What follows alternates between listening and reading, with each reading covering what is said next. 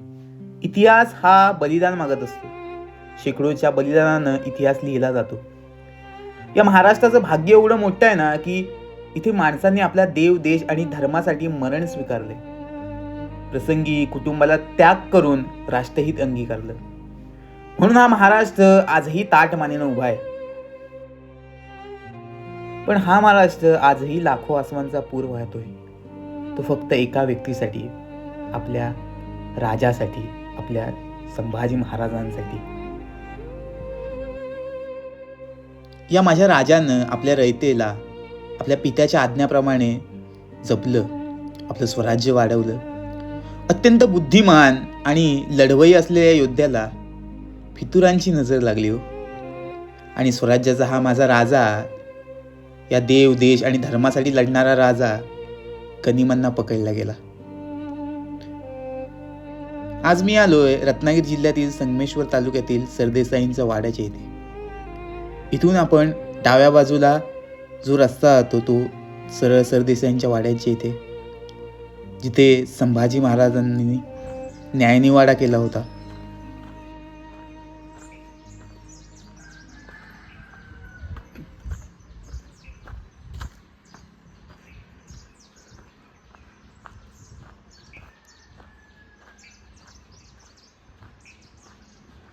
तर आज फाल्गुन शुद्ध प्रतिपदा, आजपासून संभाजी महाराजांचा बलिदान मास चालू होतं.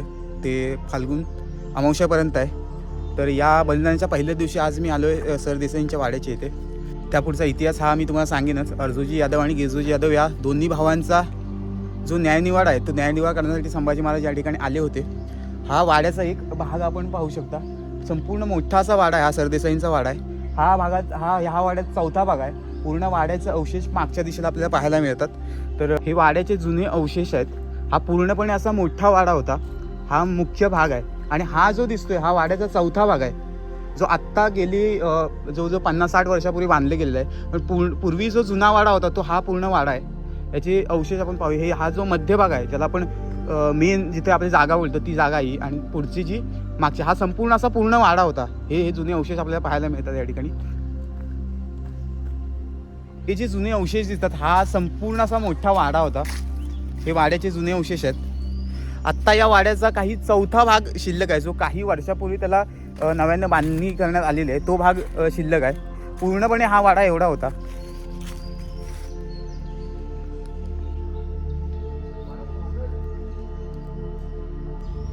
हा वाडा किती भव्य होता याची जाणीव इथे आल्यावरती आपल्याला कळतं. याच वाड्याच्या बरोबर मागच्या बाजूला एक विहीर आहे. हीच ती विहीर.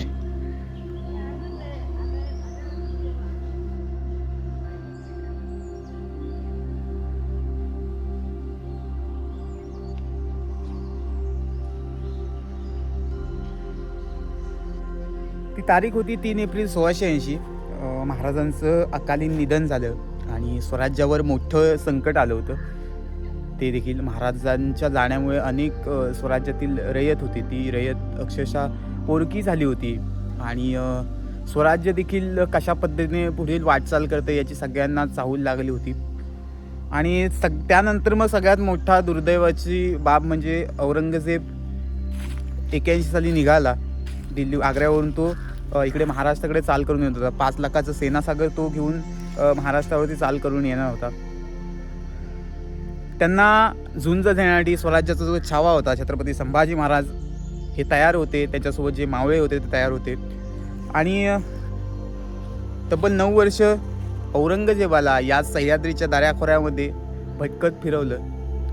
आणि 89 साली जो इतिहास काय घडला तो खरोखरच आज दुर्दैवाची गोष्ट सांगावीशी वाटते. संभाजी महाराजांना आपल्याच फितुरीने संभाजी महाराजांना कैद करण्यात आलं. आता यातलं कोण फितूर झालं, कसं झालं, काय झालं याचा इतिहास तुम्हाला बऱ्यापैकी माहिती असेल.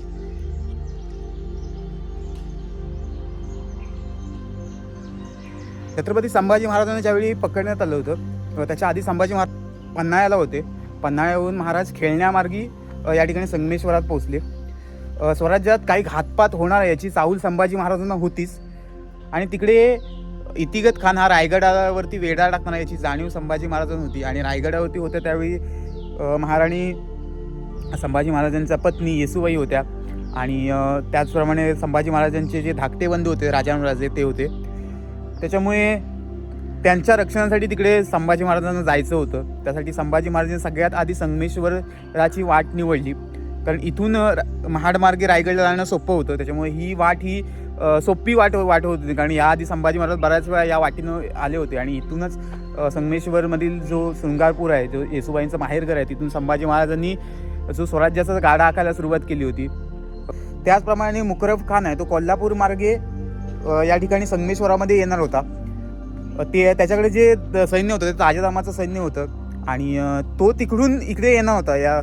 या गोष्टी जाणीव संभाजी महाराज झाली, परंतु थोडे त्यावेळी संभाजी महाराज म्हणतात असे गाफील राहिले. जवळजवळ तो 6 दिवसांचा कालावधी कोल्हापूरवरून खेळण्यामार्गे या ठिकाणी येण्यासाठी लागतो. पण महाराजांना वाटलं नव्हतं की मुकरब खानना त्याच्यासोबत जो असलेला 5 लाखाचा जो सेनासागर आहे तो घेऊन इथे संगमेश्वर मार्गी येईल. आणि खरोखर दुर्दैवाची गोष्ट म्हणावी लागेल, आपल्याच लोकांनी फितूर झाले आणि संभाजी महाराजांना अवघ्या 3 दिवसात पकडण्यासाठी मुकरब खान या ठिकाणी आला. तो सुरुवातीला खेळण्यामार्गे या ठिकाणी आला. त्या जागेची, त्या ज्या गोष्टीची त्यांना माहीत देखील नव्हते, ती माहिती पुरवली गेली. ही दुर्दैवाची गोष्ट स्वराज्यामध्ये घडली. तर हेरांमार्फत महाराजांच्या बातमी कानावरती आले की या ठिकाणी हल्ला होणार आहे. संभाजी महाराज अवघ्या 600 मावळ्यांसह, त्यांच्यासोबत कवी कलश होते, यांच्यासह या संगमेश्वर या ठिकाणी होते. अर्जोजी यादव आणि गिरजोजी यादव या दोन्ही बंधूंचा या ठिकाणी न्यायनिवाडा करण्यासाठी संभाजी महाराज थांबले होते आणि तिथेच घात होईल या गोष्टीची जाणीव संभाजी महाराजांना नव्हती कदाचित त्यावेळी. आणि जाणीव झाली ते देखील थोडा उशीर झाला होता त्यावेळी, कारण तिकडून मुकरब खान हा कोल्हापूर मार्गे संगमेश्वरच्या दिशेने रवाना झाला होता आणि त्याने त्याची फौज ही अवघ्या 3 ते 3.5 दिवसामध्ये या ठिकाणी संगमेश्वरच्या दिशेने आली होती. खरोखर दुर्दैव गोष्ट म्हणावी लागेल. स्वराज्याच्या इतिहासामध्ये जो काळा दिवस तो ठरणार नसतो, तो कधीच म्हणजे आता अत्यंत दुःख वाटते ही गोष्ट सांगताना, परंतु जे काय घडलं ते खरोखरच घडायला नको हवं होतं. जर काही संभाजी महाराज आत्ता असते तर स्वराज्याचा इतिहास काही वेगळाच असता, भारताचा नकाशा काही वेगळाच असता. त्यांनी जे काही निर्माण करून ठेवलं असतं, नुसतं स्वराज्याच्या सीमाच नसा वाढवल्या तर इथली जी काय असलेली मंदिरं असतील किंवा इथलं ज्या काही वास्तू असतील त्या सगळं काही वेगळं असतं. खरं त्या गोष्टीची कल्पना देखील आपण करू शकत नाही. पण तरवरती इतिहास कधीच नसतो, इतिहास सांगायचाच नसतो. महालोजी बाबा घोरपडे यांनी कोल्हापूरवरून बातमी समजली की मुकरब खान हा ताज्या दम्याचे सैन्य घेऊन तिकडून कोल्हापूर मार्गे या ठिकाणी येतोय. महालोजी बाबांनी त्यावेळीच घोडा तिकडून मारला. 6 दिवस लागतात कोल्हापूरवरून इथे येण्यासाठी. महालोजी बाबांनी अवघ्या 3 दिवसामध्ये घोडा या संगमेश्वरच्या दिशेने रवाना केला आणि महाराजांना वाचवण्यासाठी, खरं तर ती माणसं काय होती, कशी होती, ही अक्षरशः आज अंगावरती काटा येतो. अवघ्या 3 दिवसामध्ये आपल्या राजाला सोडवण्यासाठी महालोजी बाबा वय वर्ष 65, तरी देखील या वयामध्ये संभाजी महाराजांना वाचवण्यासाठी त्यांनी जे काही प्रयत्न केले, हे इतिहास आजही त्याला खरोखर सलाम देतोय. अशी माणसं घडून गेलेत.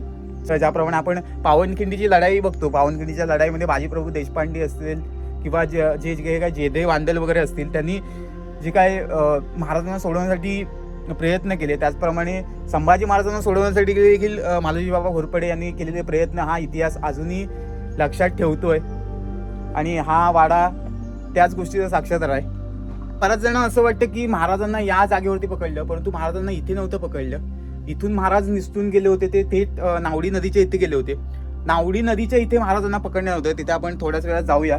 इथे बाजूलाच नावडी नदी आहे आणि महाराज निसटून जाण्यासाठी महाराजांच्याकडे 2 ऑप्शन्स होते. एक तर जे जलमार्गाचेच ऑप्शन्स होते, ते इथून खाली राजापूर मार्गे तिथून खाली रवाना व्हायचे किंवा इथून नावडी पकडून मग तिथे महाडमार्गी समुद्रमार्ग होता, तो एक ऑप्शन्स होता आणि तिथून महाराज निसटू शकले असते. परंतु महाराजांनी खरं तर आपल्या मावळ्यांसाठी इथे राहण्याचा निश्चय केला आणि स्वराज्यासाठी महाराजांनी जे काही बलिदान दिलं ते तुम्हाला सगळ्यांना माहितीच असेल.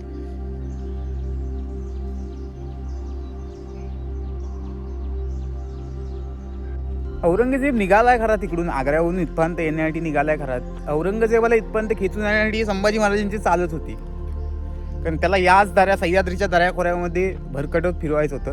आणि 27 वर्ष, तब्बल 27 वर्ष संभाजी महाराजांच्या निधनानंतर 27 वर्ष याच सह्याद्रीच्या दऱ्याखोऱ्यामध्ये हिंडत होता. दक्षिण काबीज करायला आलेला औरंगजेब दक्षिणमधला एक बोलतात ना खण सुद्धा घेऊन जाऊ शकला नव्हता. तो इतकं स्वराज्यातील मावळ्यांनी त्याला अक्षरशः भरकटवत ठेवलं होतं या सह्याद्रीच्या वर. त्यानंतर मग त्याचं इथेच निधन झालंय याच महाराष्ट्रामध्ये. अफजल खानाला प्रतापगडावरती खेचून आणण्याची चाल ही छत्रपती शिवाजी महाराजांची होती ना, तशीच तोच जो गनिमी गावाचा जो मनसूब आहे तो संभाजी महाराजांनी आखला आणि औरंगजेबाला इकडे खेचून आणलं. बऱ्याच वेळा इतिहासामध्ये काही रंगीत गोष्टी सांगितल्या की संभाजी महाराज मोगलांना जाऊन मिळाले 1678 साली. पण ती संभाजी महाराज आणि शिवाजी महाराजांची ही चाल होती, तो एक गनिमी गावा, ही गोष्ट आपल्याला समजली पाहिजे होती. कारण या जवळजवळ 4 वर्षात स्वराज्यावर कोणताही हल्ला झाला नव्हता. अपवाद होता तो भोपाळगडाचा, तो देखील मराठ्यांनी काही दिवसातच स्वराज्यामध्ये सामील करून घेतला होता. मुळात ह्या ज्या काही रणनीती आहेत या रणनीत्या समजून घेणे सगळ्यात मोठं गरजेचं असणार आहे. कारण इतिहास हा अनेक तर्कवितर्कांनी लावलेला जातो आणि महाराजांनी जे काही गनिमी गावे केले, जे काही राजकीय त्यावेळीच्या राजकीयच्या चालीरीती होत्या त्या चालीरीती समजून घेणे गरजेचं आहे. त्याच्यामुळे संभाजी महाराजांचा जो त्यांच्या मृत्यूनंतर जो काही इतिहास सांगण्यात आला किंवा इतिहास रंगेल होते किंवा संभाजी महाराज मोगलांना जाऊन मिळाले असा काही जो इतिहास सांगण्यात आला हा पूर्णपणे मला तर वाटतं खोटा आहे. महाराज असे काय जो छत्रपती शिवाजी महाराजांचा पुत्र आहेत, त्याचप्रमाणे आई जिजाऊंच्या सावलीत संभाजी महाराज लहानाचे मोठे झाले. 1.5 वर्षाचे असताना माता सईबाई यांचं निधन झालं आणि त्यानंतर मग जिजाऊंनी त्यांचं पालनपोषण करायला सुरुवात केली. तिथपासून ते जवळजवळ त्यांचं राज्याभिषेकानंतर 10 दिवसामध्ये जिजाऊ मासाहेबांचं निधन झालं. एवढ्या मोठ्या कालखंडामध्ये जिजाऊ मासाहेब त्यांच्यासोबत होत्या. खरं तर एका आईने 3 छत्रपती घडवले, त्यातलेच एक संभाजी महाराज होते. ते संभाजी महाराज मोगलांना जाऊन कसे मिळतील हा सुद्धा प्रश्न तुम्हाला पडला पाहिजे. खरं तर आपल्या भारताची सिद्धांत आहे, म्हणजे ज्याला मरणांतरी वैराने असं म्हटलं जातं, मृत्यूनंतर वैरभाव संपतो, मृत्यूनंतर शत्रुभाव संपतो. पण जो हा साधा सिद्धांत आहे हा देखील संभाजी महाराजांच्या बाबतीत लावला गेलेला नव्हता. जिवंत असताना, हयात असताना त्यांच्यावर अनेक राजकीय त्यांच्यावरती आरोप प्रत्यारोप झाले होते. महाराजांचं ज्यावेळी निधन झालं त्यानंतर देखील 350 वर्षानंतर देखील इतिहासानं त्यांच्यावरती डाग फासले गेले होते. साधा सिद्धांत आहे तो देखील लावला गेला. महाराजांचा मृत्यू झाल्यानंतर त्यांच्यावर देखील डाग लावण्यात आले होते. ही शास्त्री नदी, याच्यावरती नावडी बंदर आहे, जिथे सध्या आता बाजारपेठ आहे, तिथे महाराजांना पकडण्यात आलं होतं. वाड्याच्या बरोबर मागच्या बाजूला हे जे आपण मंदिर बघतोय हे पांडवकालीन मंदिर आहे. हेमाडपंथी प्रकाराची ही 3 शिवमंदिरं आपल्या या ठिकाणी पाहायला मिळत आहेत.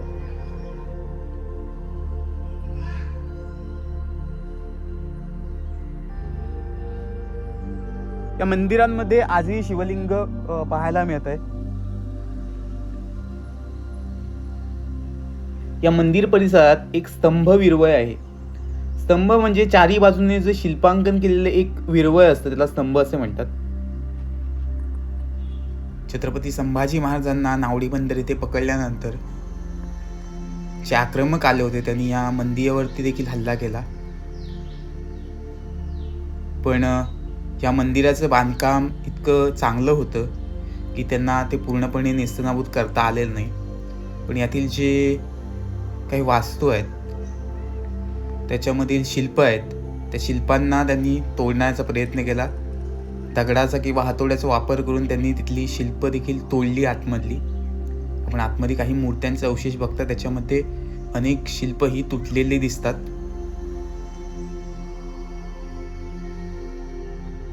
मी बऱ्याचशा मंदिरांमध्ये पाहतोय ना, तो मंदिरांच्या समोरचा जो नंदी असतो शिवमंदिरांच्या समोरचा, त्या नंदीचे जे मुख आहे ते मुख तोडण्यात आलेलं आहे. तर हे जे बघताय तुम्ही हा नंदी आहे, याचं मुख देखील तोडण्यात आलेलं आहे. त्याच्यानंतर त्या मंदिराच्या समोर देखील एक नंदी आहे, त्या नंदीचं देखील मुख तोडण्यात आलेलं आहे. या मंदिराचा जो समोरचा जो नंदी आहे ना, 2 नंदी दिसत आहेत, दोन्ही नंदींचे मुख तोडलेले आहेत. त्याचप्रमाणे मी मागे रायगडला गेलो होतो. रायगडचे जे जगदीश्वराचं मंदिर आहे त्या जगदीश्वराच्या मंदिराच्या समोरचा जो नंदी आहे त्या नंदीचं देखील मुख तोडण्यात आलं. आणखीच एक उदाहरण तुम्हाला देतो. रायगडच्या खाली पायथ्याशी गेलात ना तर तुम्ही पाचाडचा जो जिजाऊंचा वाडा आहे तिथून मग जिजाऊंच्या समाधीच्या इकडे गेलात तर एक मोठा एक पिंपळाचं झाड लागतं. त्या पिंपळाच्या झाडाखाली एका नंदीची जे शिल्प आहे ते ठेवण्यात आलेलं आहे. त्या शिल्पाचा देखील जो मेन भाग आहे तो मेन भाग तोडण्यात आलेला आहे, मुखाचा भाग. अत्यंत दुर्दैवी वाटतं ही गोष्ट सांगताना.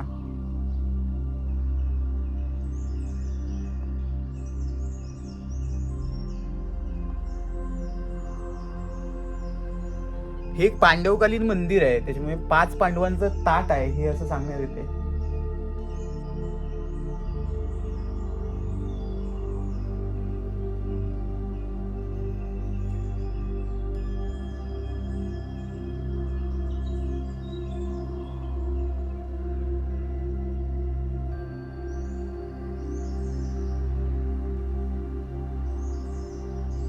आज महाराज जाऊन 300 वर्षे झाली. ही मंदिरं आजही आपल्या अस्तित्वाची लढाई लढत आहेत. आपली संस्कृती, आपलं प्राचीनत्व जगाला सांगत आहेत. बाहेरचे लोक आपला इतिहास कणभर असून मनभर सांगतात, पण आम्ही आमचा इतिहास हा मनभर असून सांगायला कुठेतरी कमी पडतोय. तर हा इतिहास दाखवणं जगाला गरजेचं आहे असं मला वाटतं. आपली संस्कृती जगाला दाखवणं गरजेचं आहे. यासाठी प्रयत्न चालू केलाय.